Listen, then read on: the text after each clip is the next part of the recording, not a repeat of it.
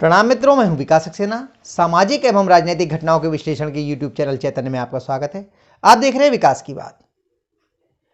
कुछ लोग जब बड़े लोगों के साथ रहते हैं, उनके प्रभाव में रहते हैं और बड़े लोग उनकी प्रशंसा करते हैं या उनका उत्साहवर्धन करते हैं, तो उनको ये लगने लगता है कि वो लोग उनके प्रभाव में हैं और उनसे वो अपनी सब सही गलत बातें मनवा सकते हैं। कभी कभी जिद भी कर जाते हैं, लेकिन इन जिदों का उन्हें बड़ा खामियाजा भी भुगतना पड़ता है।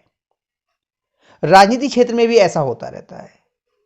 आज मैं इस तरह की बातें इसलिए कर रहा हूं क्योंकि बहुजन समाज पार्टी के बहुत तेजी से उभरते हुए नेता दानिश अली को अब पार्टी से बाहर का रास्ता दिखा दिया गया है।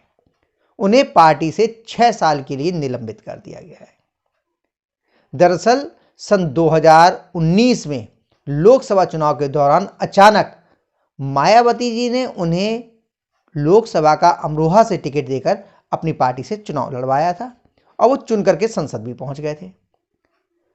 दानिश अली जी HD देवगौड़ा जी के, जो जनता दल सेकुलर के नेता हैं, उनके बहुत नज़दीकी हैं। उन्हीं की सिफारिश पर दानिश अली को बसपा में शामिल किया गया और अमरोहा से टिकट दिया गया। तमाम लोगों ने कहा कि ये पैराशूट नेता लोगों पर थोपा गया है, लेकिन मायावती जी ने फिर भी उनको टिकट दिया, इलेक्शन लड़वाया, वो जीत गए और उनको बसपा के संसदीय दल का नेता बना दिया गया। अब इसके अलावा उनको ऐसा गलतफहमी हो गई जब वो संसदीय दल के नेता बना दिए गए कि जैसे वो मायावती जी के बहुत नज़दीकी हैं। स्वाभाविक सी बात है, जब इस तरह का व्यवहार चल रहा था कि वो नज़दीकी भी थे, लेकिन नज़दीकियां होने का उनको ये महसूस होने लगा कि वो बसपा की नीतियों को अपने हिसाब से प्रभावित कर सकते हैं। मायावती जी की जो नीतियां हैं, जो तौर तरीके हैं, वो आम राजनेताओं से अलग हैं। बसपा में बहन जी और बसपा की जो मूल नीतियां हैं, उसके विपरीत अगर कोई भी चलता है तो उसको बर्दाश्त नहीं किया जाता और उसको बहुत जल्दी बाहर का रास्ता दिखा दिया जाता है। लेकिन शायद दानिश अली जी इस बात को समझ नहीं सके और उन्हें लग रहा था कि वो बसपा की नीतियों को अपने हिसाब से ढाल सकते हैं, मोड़ सकते हैं। इसीलिए पिछले कुछ समय से वो लगातार टीवी चैनलों पर, मीडिया में बयान जारी कर रहे थे, जबकि आमतौर पर बसपा नेता इस तरह की गतिविधियों से दूर रहते हैं। इसीलिए शायद आपको मालूम हो कि बहुजन समाज पार्टी ने किसी भी आदमी को, किसी भी कार्यकर्ता को प्रवक्ता नहीं बनाया है और ना ही उनको टीवी चैनलों आदि की बहस में भेजा जाता है। लेकिन दानिश अली तो भाई मीडिया को बहुत पसंद करते हैं, आमतौर पर बयान देते रहते हैं। तो ये बातें बसपा की जो मौलिक नीति हैं उससे भिन्न है एकदम। लेकिन इन सब बातों को फिर भी बर्दाश्त किया जा रहा था। इससे इतर लगातार पिछले कुछ समय से दानिश अली जी दूसरे दलों के नेताओं से नजदीकियां बढ़ा रहे थे, खासतौर से कांग्रेस के नेताओं से। यह भी बसपा की नीति के खिलाफ है। बहुजन समाज पार्टी का कोई भी नेता उतने ही कदम चलता है जितने का इशारा बहन मायावती जी द्वारा किया जाता है। लेकिन दानिश अली जी को लग रहा था कि अगर वो विपक्षी दलों से संबंध बना लेंगे, संपर्क बना लेंगे, कुछ गठजोड़ बना लेंगे, तो शायद मायावती जी उनको और ज़्यादा बेहतर स्थिति में पहुंचा सकती हैं। इसी प्रयासों के चलते आपको याद होगा कि वो लगातार कांग्रेस से नज़दीकियां बढ़ाने की कोशिश कर रहे थे। अभी बीते दिनों जब उनका भाजपा के सांसद रमेश बिधूड़ी जी से विवाद हुआ संसद में, उसके बाद कांग्रेस के पूर्व अध्यक्ष और जो सांसद हैं वायनाड से, श्री राहुल गांधी जी, वो मिलने उनके घर पहुंच गए, दानिश अली जी के। लेकिन बसपा में इन सब चीज़ों की कोई स्थान नहीं है। जब राहुल गांधी जी दानिश अली जी से मिलने गए तो सिर्फ मिले ही नहीं, बड़ा गलवैयाँ की गई, गले मिल करके फोटो खिंचाए गए, मीडिया में प्रसारित किए गए। तो उस समय तो मायावती जी की तरफ से कोई एक्शन लिया नहीं गया, लेकिन ऐसा लग रहा है कि तभी ये तय हो गया था कि राहुल गांधी जी से जो मुलाकात की गई है, जो नज़दीकियां दिखाई हैं दानिश अली ने, इसका खामियाजा उनको भुगतना पड़ेगा।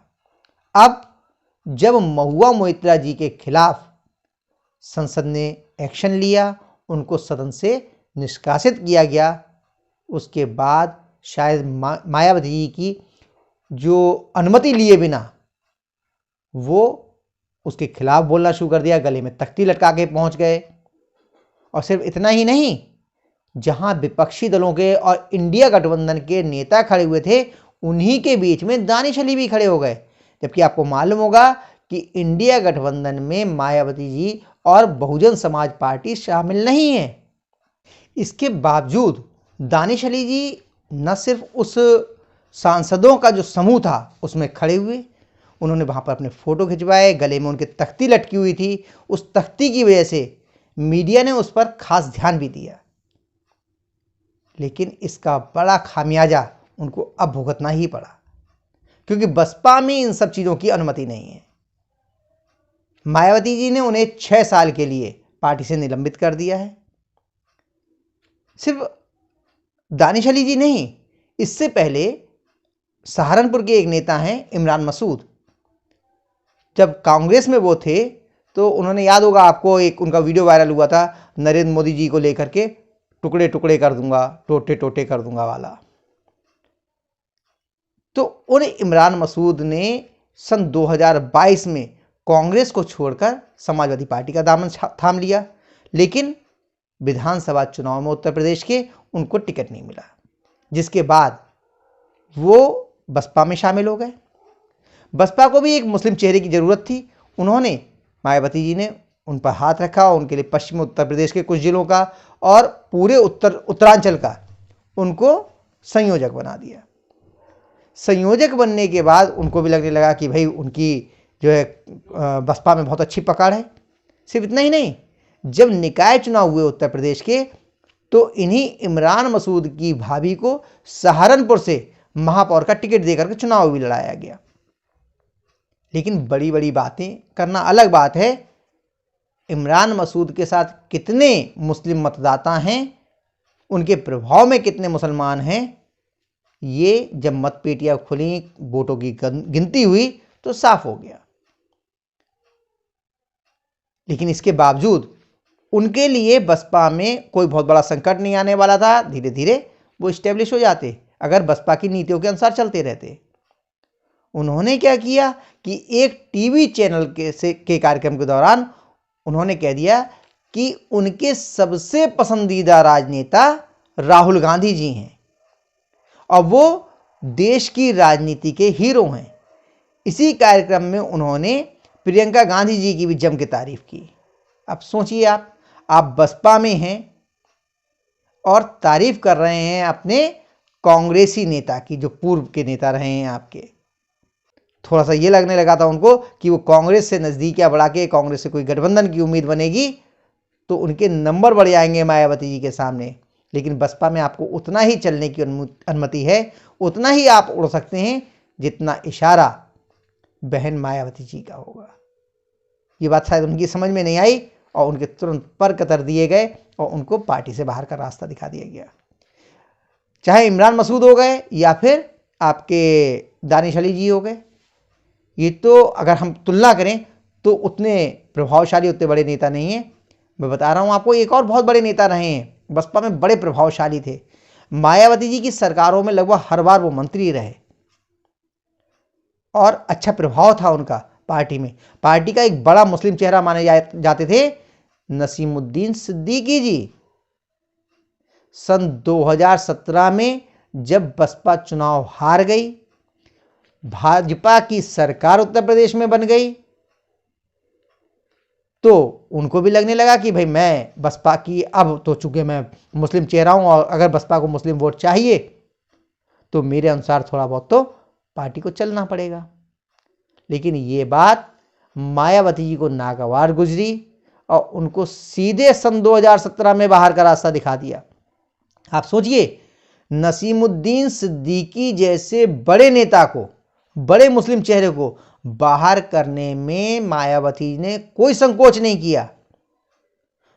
तो दानिश अली जी जो HD देवगौड़ा की सिफारिश पर लोहा सीट से सांसद बनाए गए, उनको चुनाव लड़वाया गया और वो सांसद बने, वो बसपा को डिक्टेट कर सकेंगे, बसपा की नीतियों को अपने अनुसार प्रभावित कर सकेंगे, ये गलतफहमी उनको हो गई थी।